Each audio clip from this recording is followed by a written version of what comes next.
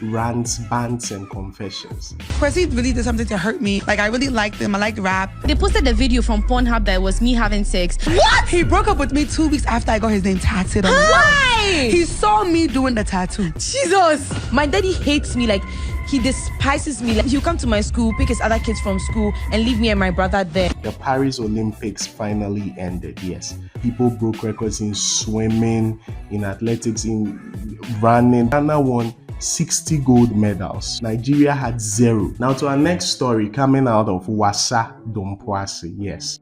7 armed robbers attacked them, yes. They went to their office and they made away with 2 sacks of gold, 2 big sacks of gold, along with 150,000 Ghanaian cedis. 2 people were shot, then the other worker there received knife wounds. Now, popular rapper Kojo-Cue came out and said that there is no way he will ever side with the deadbeat dad. Now, Portia Asari, in an interview, said that one of the things that killed the Kumewood industry, there is a lot of juju, yes, voodoo, or should I say edutuo, or see edutuo ewo Kumewood industry anymore.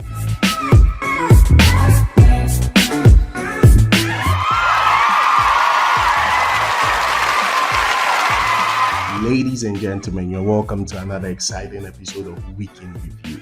As always, it's your boy Terrence. Today, Dicta couldn't be with me. She's all the way in Paris. Yes, she's away for the closing ceremony of the Olympic Games. So she'll come back with the gist. So today, unfortunately, I'm doing it alone.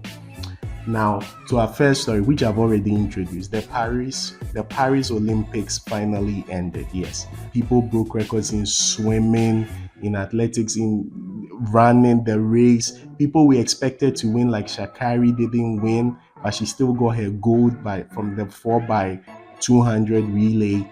Yes, and then basically other people broke other records. And yes, Ghana won 60 gold medals. So yeah, congratulations. The whole world, we had 60 gold medals. Nigeria had 0. So that's coming out of the Olympic Games where Ghana were. If I'm the one reporting the news, so take what I'm saying. Now to our next story coming out of Wasa Dompoase. Yes, there is a business there called Humble Gold Buying Enterprise. Yes, so they basically deal in the buying and selling of gold. Yeah. So over the week we didn't hear good news because 7 armed robbers attacked them. Yes, they went to their office and they made away with 2 sacks of gold, 2 big sacks of gold, along with 150,000 Ghanaian cedis. 2 people were shot. One received 2 shots and he's in critical condition. He was a gold agent, yes. Now, the other person who works in the shop, they were trying to get the key from him, and he was saying the key wasn't with him. They shot that person too. Then the other worker there received knife wounds. So please, we beg Ghana police, take over and then find us those who did that. Now, on the lighter side, yes, we are switching to entertainment, and I've got a lot of stuff to unpack. Let's start with rants, bants, and confessions. No, it's not like I'm going to make a confession. No. So Efya Odo, Amabella, and Gisela Lamponsa launched their podcast, which they call Rants, Bants, and Confessions. Kwesi really did something to hurt me. Like, I really liked him. I liked rap. They posted a video from Pornhub that was me having sex. What? He broke up with me 2 weeks after I got his name tattooed on me. Why? He saw me doing the tattoo. Jesus. My daddy hates me. Like, he despises me. Like, he'll come to my school, pick his other kids from school, and leave me and my brother there. Africa is dangerous. African politics is dangerous. Some of the people that were in the group were actually NPP people, and they were taking information from the group and giving it to NPP people. What I love hard. That's just who I am. Like me and Shatawale, like things happened. And you just brought up some memories. Yeah. I was cooking for him and his 10 friends. And imagine buying groceries for all those people, and supporting his family. Were you buying it with your own money? My own money. Oh my God. If you in love, Can we unpack I'm always in love. Now, even before the podcast went live, there were so many things circulating on X, formerly known as Twitter.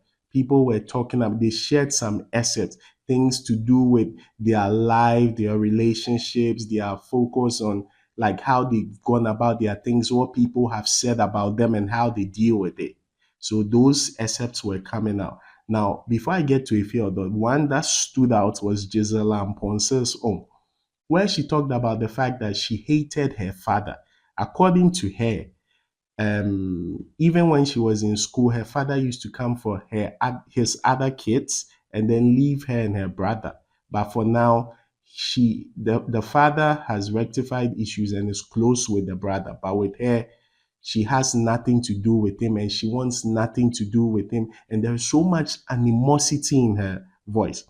Now, watching that, it begins to draw to my mind that as a father, you should take care of your child. However, this is a one-sided story. So maybe going forward, we hear his side of the story. That notwithstanding, I advise that if you can't like form a relationship or take care of your kids in a certain way, maybe you should consider you are not ready. So I'm not here to judge. I don't know his side of the story, but I'm just speaking to people out there. Make sure you take care of your kids. Try to form a cordial relationship with them because when there's no relationship, a lot of things could go sideways. Yes. So people started talking. People were saying that, why would she say that? At least it's her father. He brought her into this world. Other people too were saying, yes, she should say it. This, that. It was so much drama on social media. Now, popular rapper Kojo-Cue came out and said that there is no way he will ever side with a deadbeat dad. What does a deadbeat dad mean? It's basically somebody who doesn't take care of their child. So he's saying that he could never side with such a person. In his eyes, they are always wrong. Anybody who doesn't take care of their child. Now, efutuo nsakre nipa, nsɔhwɛ so ansakra no, Bongo ideas popped up his head and came to reply that Kojo-Cue was probably saying that because he wanted to appeal to a certain demographic. Yes, because he knows that young people will side with him, or the ladies who are siding with Gisela will side with him. He intentionally came to write that. Then Kojo-Cue replied that yes, indeed. I'm paraphrasing here. So he said that yes, he wants to side with the demographic, but he explained that it's basically nothing to do with the fact that his own dad didn't take care of him. So Kojo-Cue was trying to say that he has been through such a situation, and because of that, he doesn't understand parents or dads who do not take care of their kids. So it had nothing to do with siding with the demographic. Bongo ideas. They say, now, on the same podcast, Efya Odo was asked about her relationship with Kwesi Arthur. Yeah, this one is Dicta who updated me because she's interested in that side of things. Anyway, so now, Efya Odo, people were purporting that she had been in a relationship with Kwesi Arthur, who is now, people are saying he has moved out of Ghana, he has relocated, he's married and all that. Okay. Now, that's not the point. They asked her if they ever dated. She said no. If they ever had a thing, she said no. Situationship, nothing. She said no to everything. But then next morning, Kwesi Arthur comes on X and then comes to rant. So rants and bants. He came to do his own rant where he's talking about the fact he was saying a whole lot. Is on your screen currently. A whole lot. He's talking about like basically what the lady denied, he came to confess. And looking at it, I wondered because she didn't say, in fact, she even lied, she denied it. So, those of you who are going to watch the show, if you know this is a lie, then you should know everything else they are sharing is probably a lie. So, she lied about their relationship. But he woke up and came to say he will bring his lawyers. Guys, think with your head, don't think with your senses. All those things, which was quite unnecessary. But then we all have ways we deal with our issues. So maybe that was his own way. He was ranting to let it off his chest because as a ashene soache in the afi or kana ye free yeah. So he said they will hear from his lawyers. So I'm sure if your daughter is linking up her lawyers because I caught that court case. Now, still on entertainment, now Portia Asari in an interview said that one of the things that killed the Kumewood industry, when we talk Kumewood, talking Ejako, I remember him because as a kid, I was really fascinated by him. I felt he was funny. Down the line, Lil Wayne, who I also felt was funny. So Kumewood was a big deal. Like, we didn't joke. If you are going to Kumasi and they don't show a Kumewood movie in the bus, you get angry because that's a waste of your time. Now, they were talking about Kumewood in that part of the interview, and she was saying that one of the worst things about Kumewood is that there is a lot of juju, yes, voodoo, or should I say edutuo, or see edutuo ewo Kumewood industry anymore, and that's what she didn't like. She said people would send you if you believe those things, they'll send you to shrines and all those places just to get you out of the way so that they can make a name for themselves. Now, Calibos also in an interview said the same thing. What he said was that those things are there because when Calibos was more of a YouTube guy. He was on doing YouTube with Kofi Samoa and Ahonfe Patri. Now, when he decided to delve into the Kumewood industry, he said that he was on set one day and someone told him that una wo free Accra aba Kumasi abeji ejuma wo ho obeye amayahwe. Bibini. Please cue the Trini Jonas statement. That one I can't say it. Now, he said that after that, he had his first accident. Right after that, he had his first accident. So he feels there was a link with what the actor said and then the accident he got. I don't get it.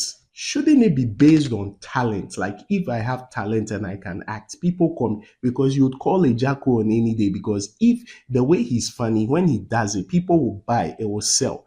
Isn't it based on merit in terms of your acting? What's the power play here? And I'm literally talking power play. It do tour. We tour anyway. It's unnecessary. Could that really be the reason why the Kumewood movie industry is not picking up again? It's like it just died just like that. They did it to their own selves and then it ended. Now back to Portia. People just started getting on her case that she's married and she's divorced twice, which I think is none of your business. There is such a thing called private life. I get it. If you are in the limelight, people bother about things concerning you. For example, this show, we talk about people, but then something should remain personal. And don't insult someone with something they've been through because you do not know their story. We all have stories and situations that we might not have handled the best or things were out of place and we couldn't handle it.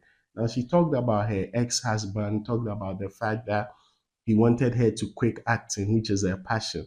But the thing about quitting acting is he didn't have money to support her to start another business. So you want her to stop, but you don't have money to let her do. That's what she's saying. I keep saying it could be a one-sided thing. We've not heard from him yet. When we do, Dicta will come and update you.